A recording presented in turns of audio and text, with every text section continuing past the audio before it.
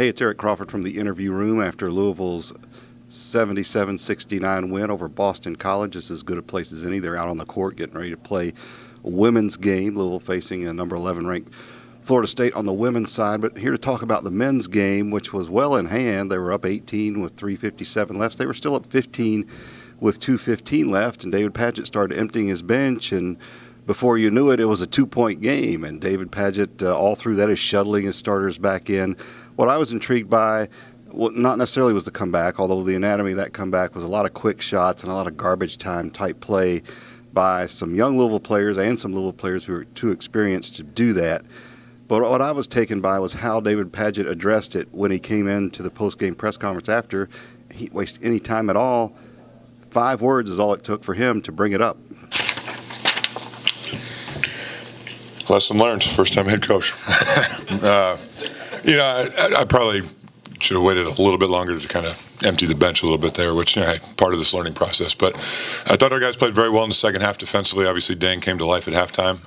And no, I didn't say anything magical to him. He just took it upon himself to try to win the game for us. But, we did a good job of rebounding and defending and then getting out on the break. I thought Deng obviously was aggressive scoring, but did a great job of trying to facilitate and find other guys. And, second half it was very, very good to see. So very happy with the win.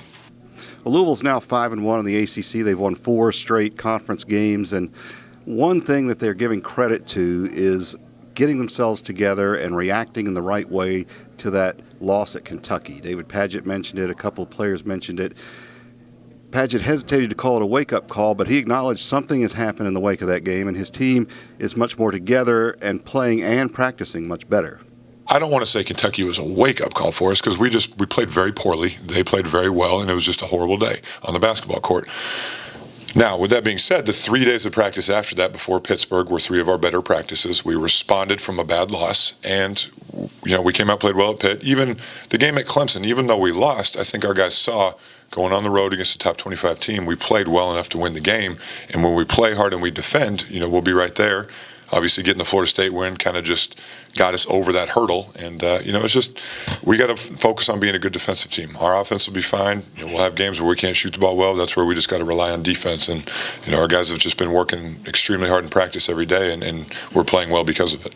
We're improving, and I think a lot of it started after we lost the UK. We all had a team meeting and just, we got to do better in practice.